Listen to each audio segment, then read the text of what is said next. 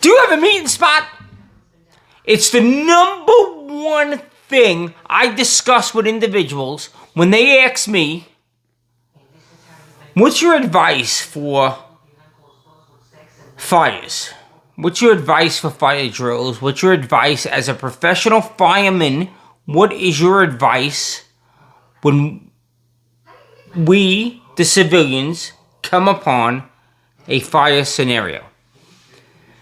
And that's what we're going to discuss today. We're going to discuss what I tell people when those kids walk up to the firehouse and they're like, woo, we want to play in the fire truck.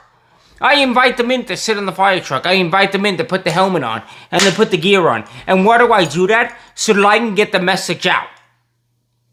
And the way I get the message out is in the conversation I have.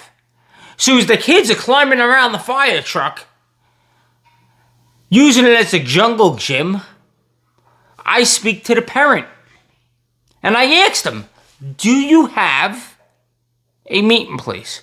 Because a meeting place is the number one thing that saves lives, both on the civilian side and on the fire side, the fireman side.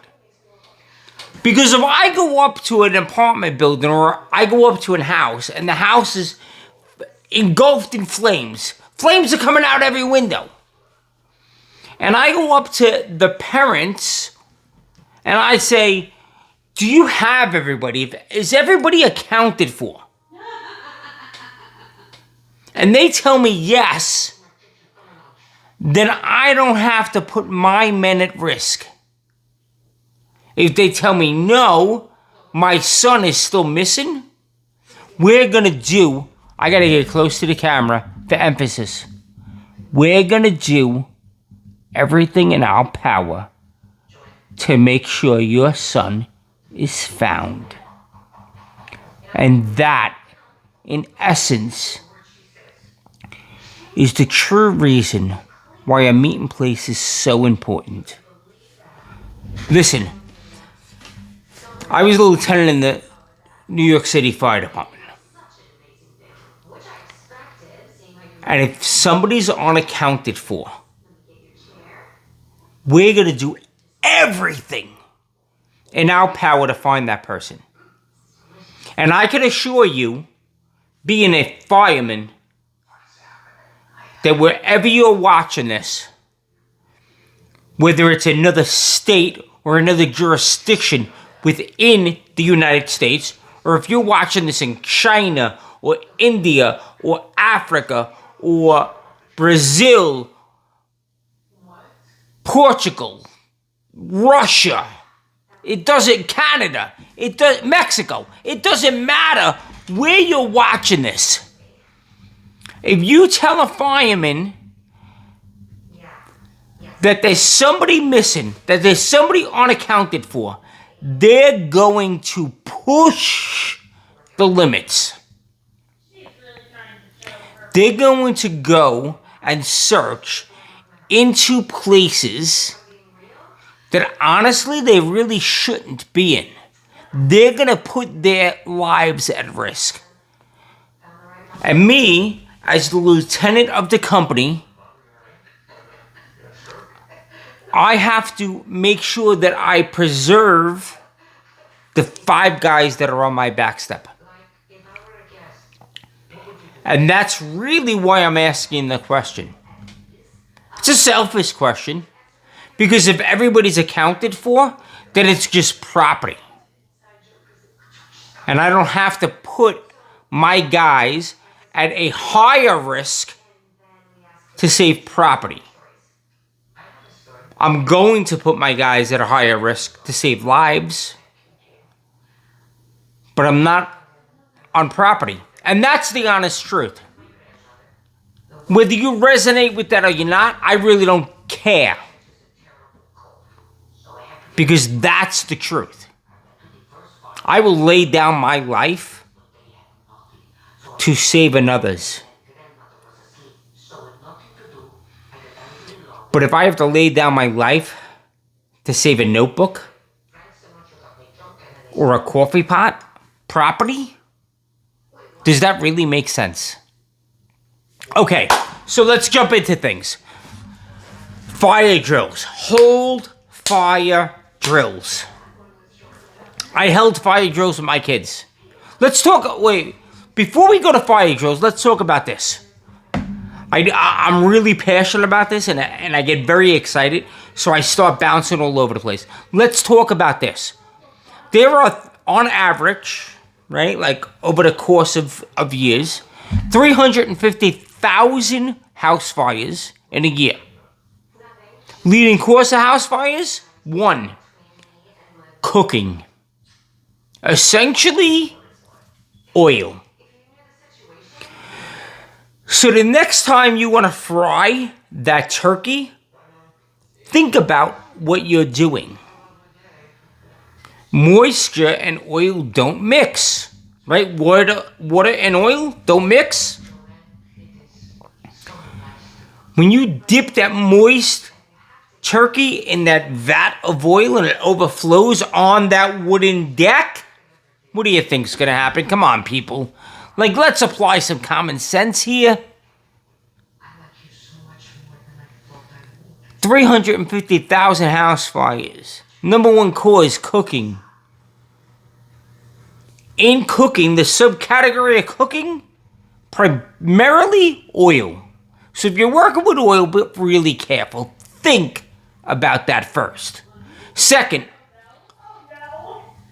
heating. Both electrical, wood fires, oil furnaces.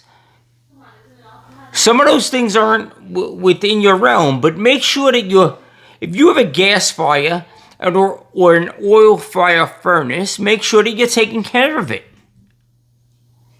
Wood stoves, make sure that you're having the wood stove and the chimney and the pipe going from the wood stove to the chimney serviced.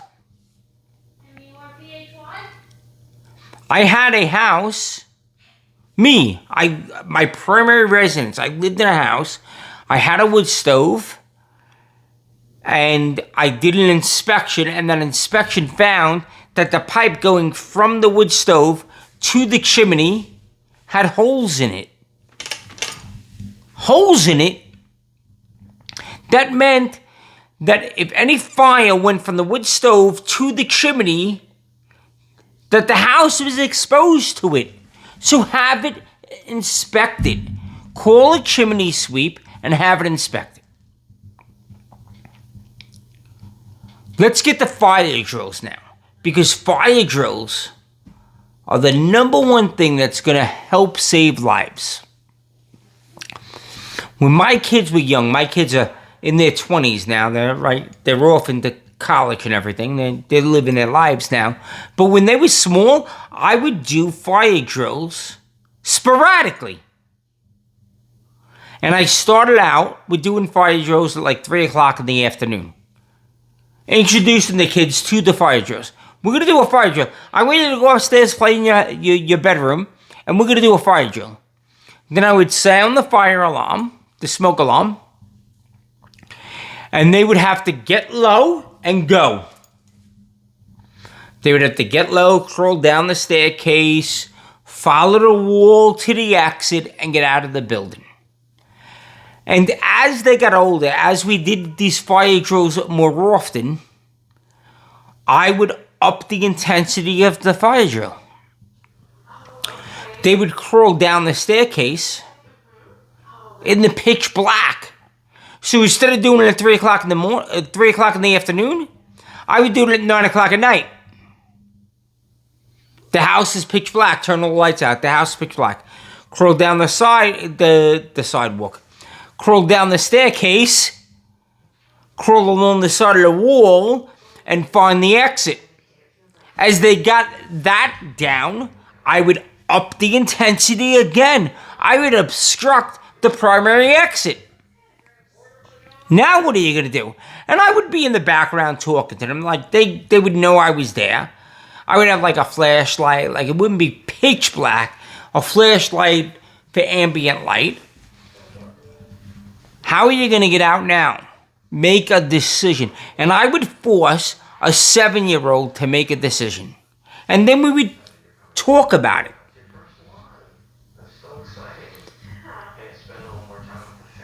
The other thing I would do is every time we went away, every time we stayed at a hotel, and again, to this day, they still do it. Every time we went to a hotel, we would count doors. My proudest moment as a dad was when we got to the hotel. Like, we walked into the hotel, we brought our bags in, we laid everything out. And my kid said to me, 10! And that confused me. And I looked at them and I said, 10 what? 10 doors, Dad. What?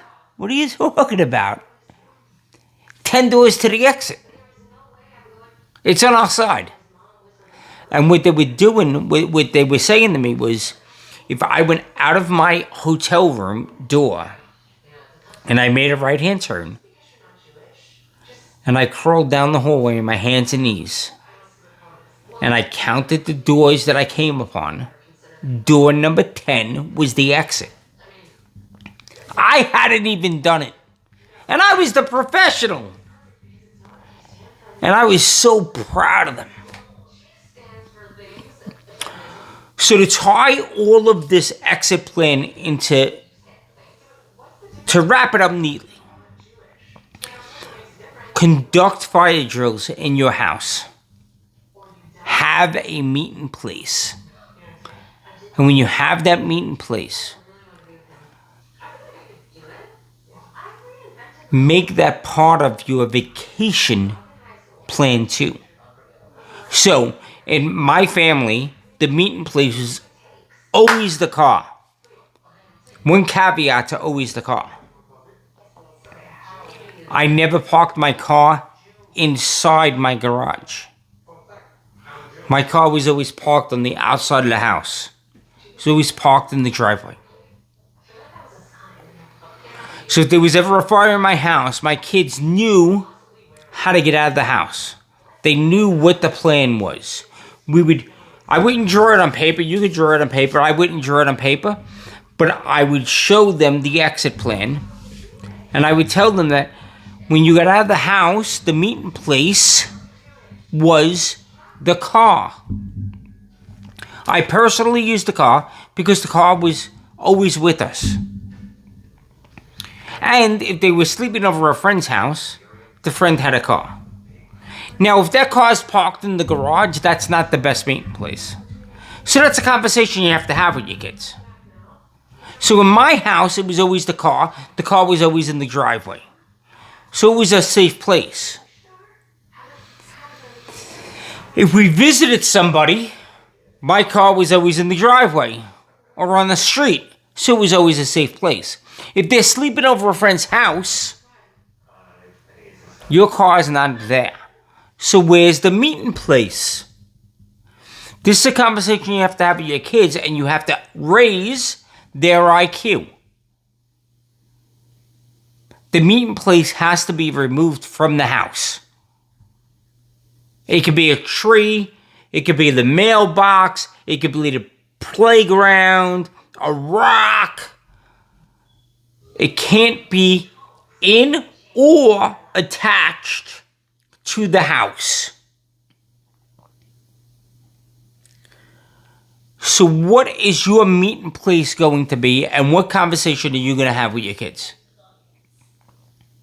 I got so crazy with my kids that our fire drills, they knew the route so well that I would put obstructions in their path. And then I would talk them through it, but I'd be like, all right, what are you going to do? How are you going to handle this? Your path's blocked. My daughter, she went to a secondary exit. My son removed the obstruction and went to the primary exit. No wrong answer. Make a decision.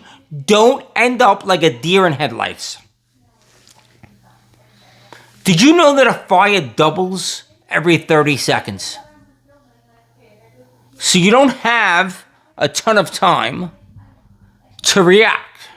I mean, you have enough time, but you don't have a ton of time to react.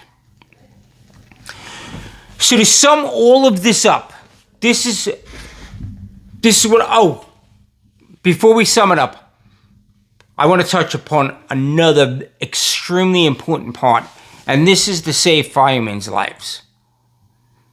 If you're in an apartment, when you exit your apartment, and this counts for hotels also, if you're in an apartment or a hotel environment, right? I want you, when you leave, I want you to close the door behind you. I'm being crazy because I want you to close the door behind you.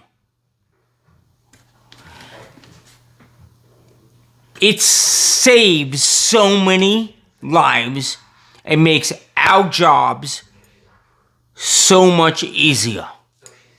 Close the door behind you. I'm looking at notes I have here on this side. I'm sorry. So there's 3,143 counties. Let's do the math for a second.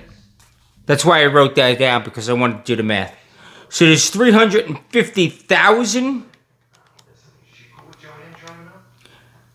fires in the country in a year, divided by 3,143 counties, 111 fires per county. So think about your county and think about, on average, there's 111 fires in your county. And that's why this is such a serious issue. A meeting place saves lives. If your kids know to get out of the fire and get to the meeting place, and then you show up at the meeting place, and you know your kids are safe, then you're not going to risk your life. Your lives are saved. When the firemen come and say, is everybody accounted for? You're going to say yes. The firemen lives are saved.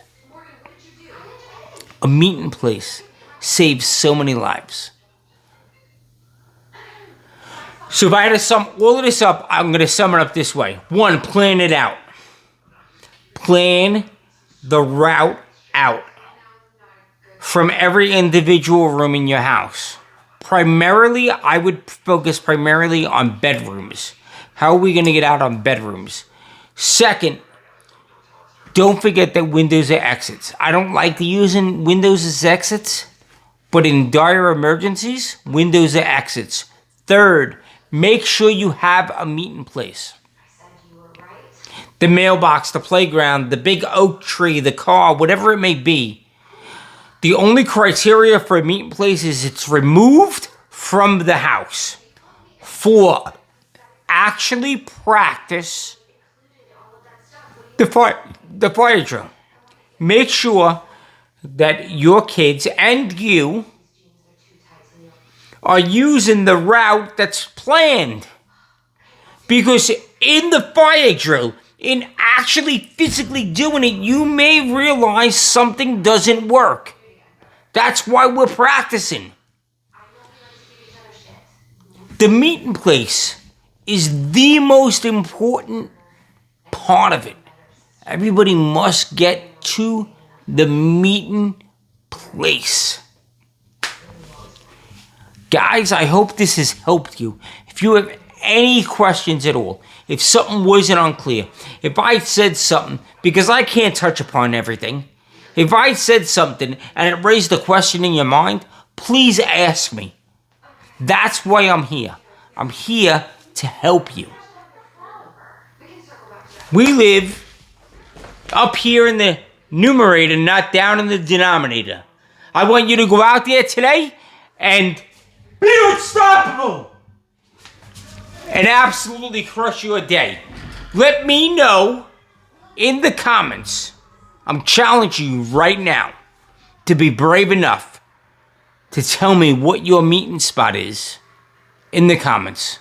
Guys, I love you. I love spending time with you. Have a very blessed day.